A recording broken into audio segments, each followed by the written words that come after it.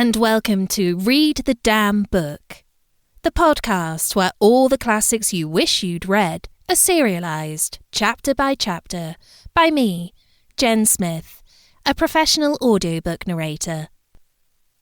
Today we're reading The Strange Case of Dr. Jekyll and Mr. Hyde by Robert Louis Stevenson. Let's get to it.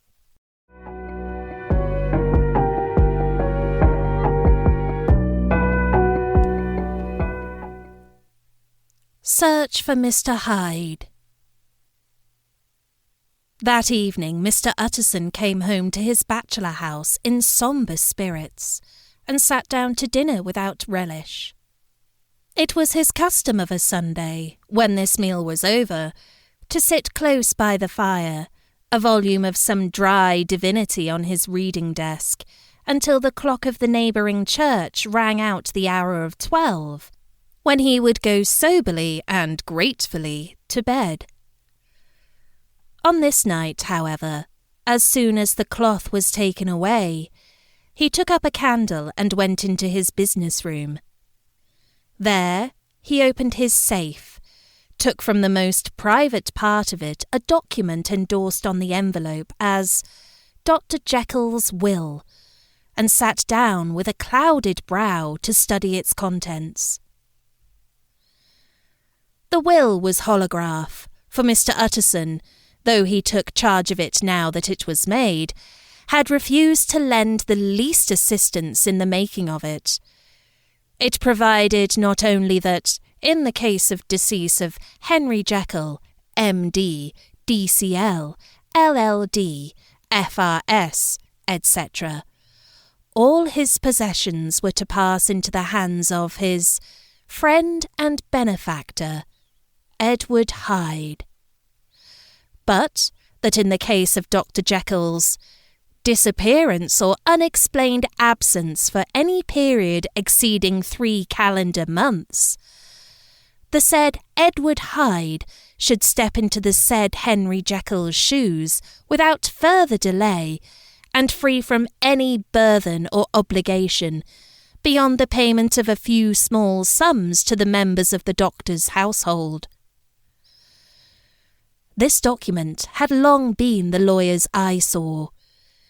It offended him both as a lawyer and as a lover of the sane and customary sides of life, to whom the fanciful was the immodest.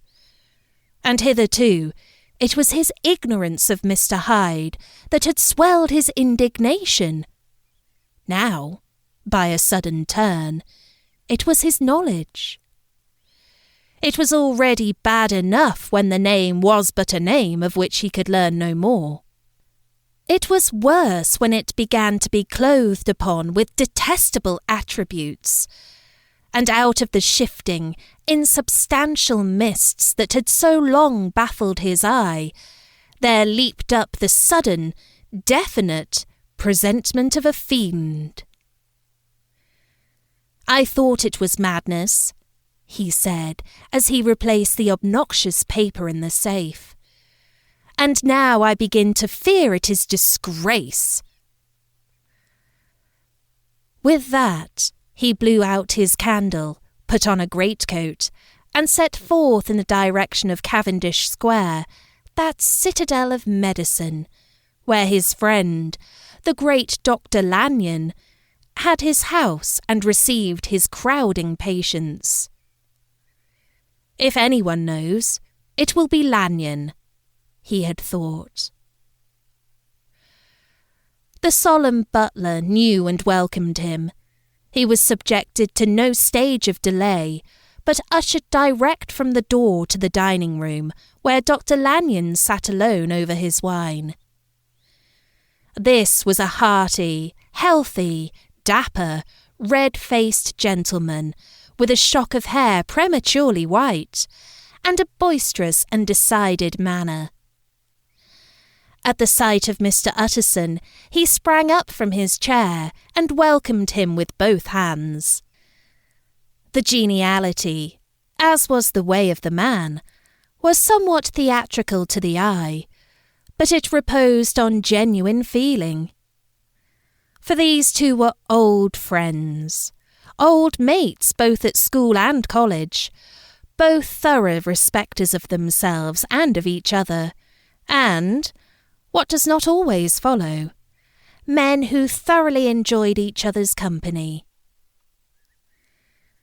After a little rambling talk, the lawyer led up to the subject which so disagreeably preoccupied his mind. "I suppose, Lanyon," said he, "you and I must be the two oldest friends that Henry Jekyll has." "I wish the friends were younger," chuckled Dr. Lanyon. "But I suppose we are. And what of that? I see little of him now." "Indeed?" said Utterson. "I thought you had a bond of common interest." "We had," was the reply.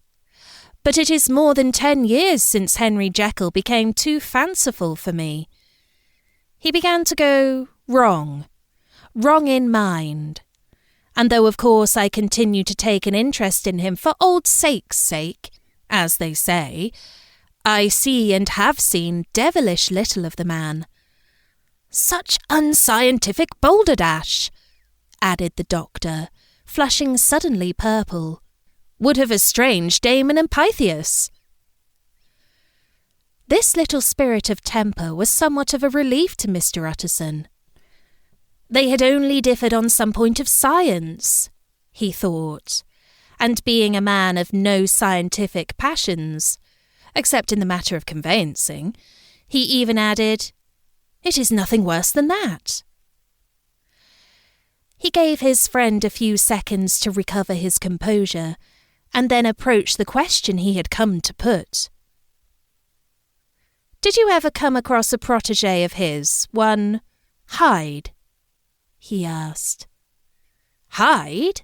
repeated Lanyon. "No, never heard of him. Since my time." That was the amount of information that the lawyer carried back with him to the great, dark bed, on which he tossed to and fro until the small hours of the morning began to grow large. It was a night of little ease to his toiling mind, toiling in mere darkness and besieged by questions. 6 o'clock struck on the bells of the church that was so conveniently near to Mr. Utterson's dwelling, and still he was digging at the problem. Hitherto it had touched him on the intellectual side alone, but now his imagination was also engaged, or rather enslaved, and as he lay and tossed in the gross darkness of the night and the curtained room, Mr. Enfield's tale went by before his mind in a scroll of lighted pictures. He would be aware of the great field of lamps of a nocturnal city, then of the figure of a man walking swiftly, then of a child running from the doctors, and then these met, and that human juggernaut trod the child down and passed on regardless of her screams. Or else he would see a room in a rich house where his friend lay asleep, dreaming and smiling at his dreams, and then the door of that room would be opened, the curtains of the bed plucked apart, the sleeper recalled, and lo, there would stand by his side a figure to whom power was given, and even at that dead hour he must rise and do its bidding.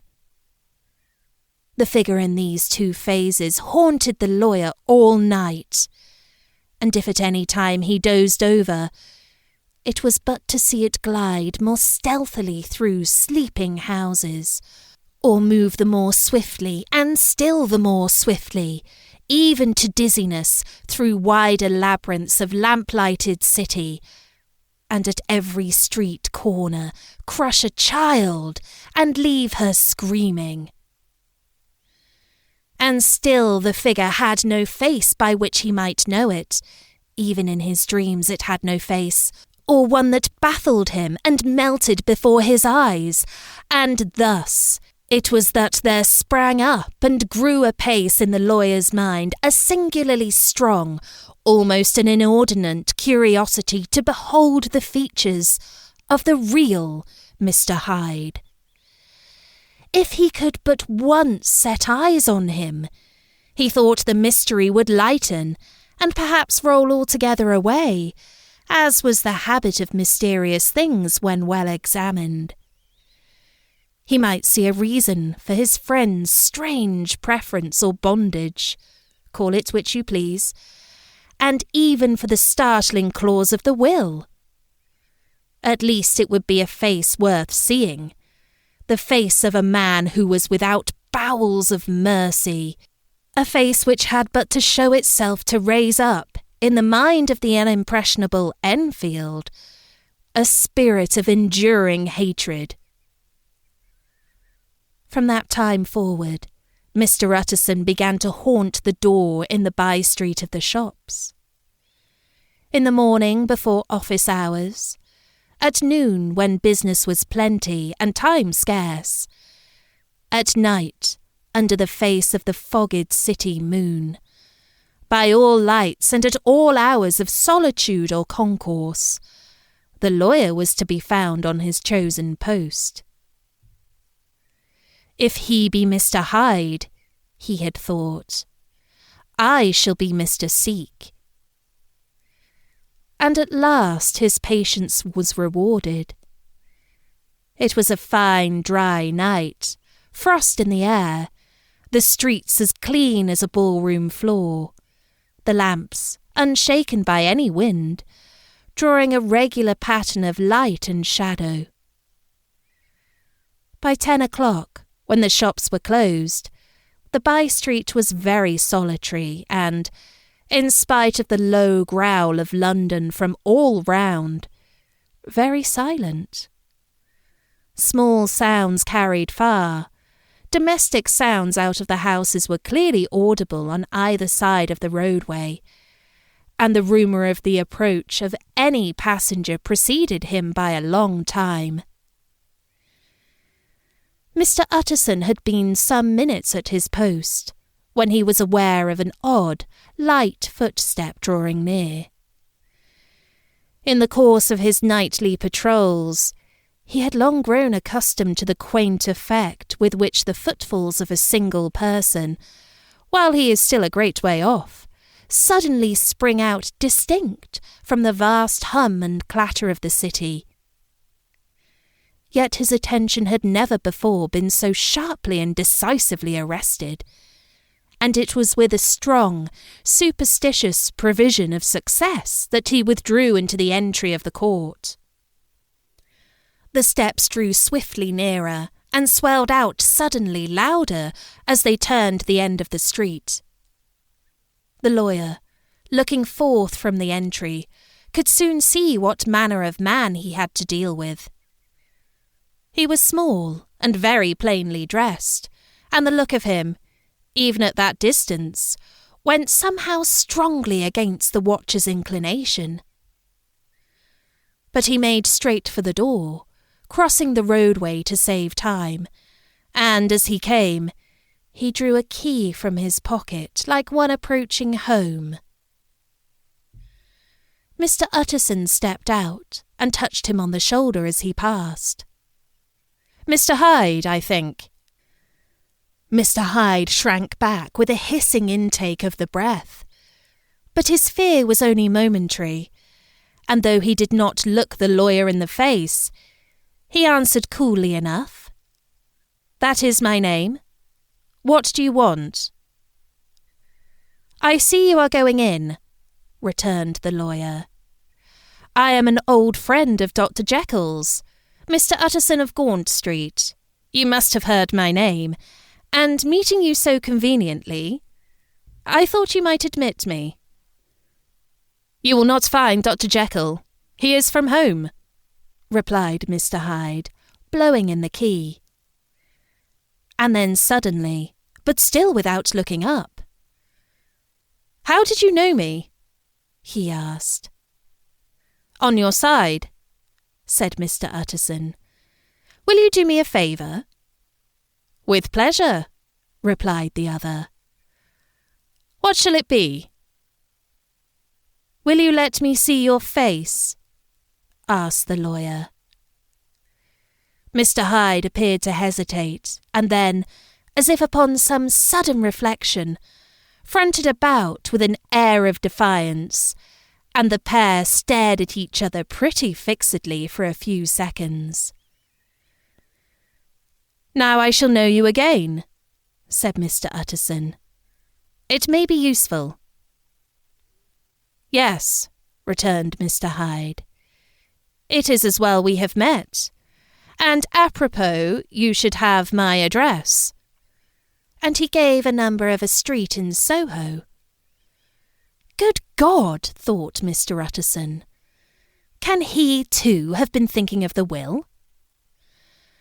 But he kept his feelings to himself, and only grunted in acknowledgment of the address.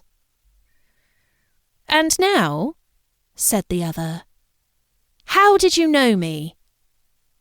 "By description," was the reply. "Whose description?" "We have common friends," said Mr. Utterson. "Common friends?" echoed Mr. Hyde, a little hoarsely. "Who are they?" "Jekyll, for instance," said the lawyer. "He never told you," cried Mr. Hyde, with a flush of anger. "I did not think you would have lied." "Come," said Mr. Utterson, "that is not fitting language." The other snarled aloud into a savage laugh, and the next moment, with extraordinary quickness, he had unlocked the door and disappeared into the house. The lawyer stood a while when Mr. Hyde had left him, the picture of disquietude. Then he began slowly to mount the street, pausing every step or two, and putting his hand to his brow like a man in mental perplexity. The problem he was thus debating as he walked was one of a class that is rarely solved. Mr. Hyde was pale and dwarfish. He gave an impression of deformity without any nameable malformation. He had a displeasing smile. He had borne himself to the lawyer with a sort of murderous mixture of timidity and boldness, and he spoke with a husky, whispering, and somewhat broken voice. All these were points against him, but not all of these together could explain the hitherto unknown disgust, loathing, and fear with which Mr. Utterson regarded him. "There must be something else," said the perplexed gentleman. "There is something more, if I could find a name for it. God bless me, the man seems hardly human. Something troglodytic, shall we say? Or can it be the old story of Dr. Fell? Or is it the mere radiance of a foul soul that thus transpires through and transfigures its clay continent? The last, I think, for, oh, my poor old Harry Jekyll, if I ever read Satan's signature upon a face, it is on that of your new friend." Round the corner from the by-street, there was a square of ancient, handsome houses, now for the most part decayed from their high estate, and let in flats and chambers to all sorts and conditions of men. Map engravers, architects, shady lawyers, and the agents of obscure enterprises. One house, however, second from the corner, was still occupied entire, and at the door of this, which wore a great air of wealth and comfort, though it was now plunged in darkness except for the fanlight, Mr. Utterson stopped and knocked. A well-dressed, elderly servant opened the door. "Is Dr. Jekyll at home, Poole?" asked the lawyer. "I will see, Mr. Utterson," said Poole, admitting the visitor, as he spoke, into a large, low-roofed, comfortable hall, paved with flags, warmed, after the fashion of a country house, by a bright, open fire, and furnished with costly cabinets of oak. "Will you wait here by the fire, sir, or shall I give you a light in the dining-room?" "Here, thank you," said the lawyer, and he drew near and leaned on the tall fender.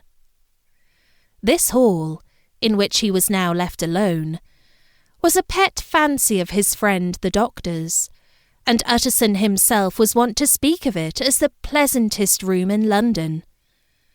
But tonight there was a shudder in his blood.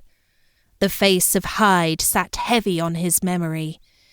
He felt, what was rare with him, a nausea and distaste of life, and in the gloom of his spirits he seemed to read a menace in the flickering of the firelight on the polished cabinets, and the uneasy starting of the shadow on the roof. He was ashamed of his relief when Poole presently returned to announce that Dr. Jekyll was gone out. "I saw Mr. Hyde go in by the old dissecting-room door, Poole," he said.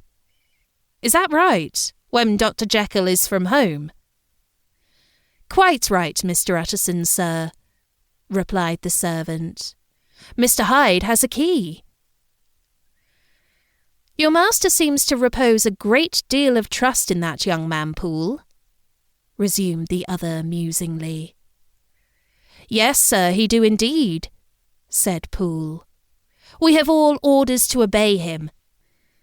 "I do not think I ever met Mr. Hyde?" asked Utterson. "Oh, dear no, sir. He never dines here," replied the butler. "Indeed, we see very little of him on this side of the house. He mostly comes and goes by the laboratory." "Well, good night, Poole." "Good night, Mr. Utterson." And the lawyer set out homeward with a very heavy heart. "Poor Harry Jekyll," he thought. "My mind misgives me he is in deep waters. He was wild when he was young, a long while ago to be sure, but in the law of God there is no statute of limitations. Aye, it must be that, the ghost of some old sin, the cancer of some concealed disgrace. Punishment coming, pede Claudio, years after memory has forgotten and self-love condoned the fault." And the lawyer, scared by the thought, brooded a while on his own past, groping in all the corners of memory, lest by chance some jack-in-the-box of an old iniquity should leap to light there. His past was fairly blameless. Few men could read the rolls of their life with less apprehension, yet he was humbled to the dust by the many ill things he had done, and raised up again into a sober and fearful gratitude by the many that he had come so near to doing, yet avoided.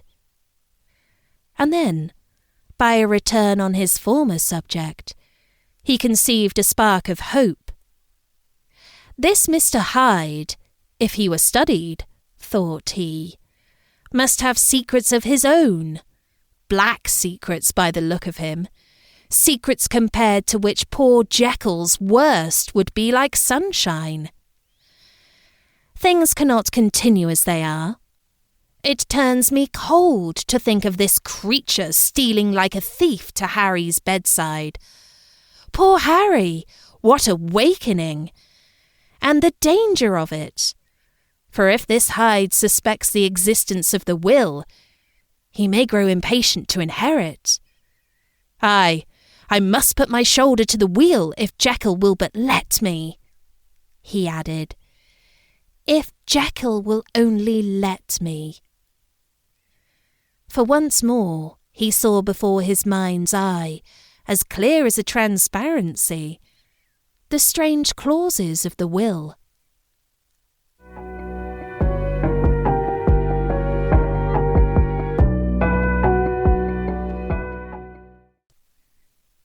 Thanks for listening to this episode of Read the Damn Book. Find me on socials at podcast_RDB, and don't forget to subscribe wherever you get your podcasts from.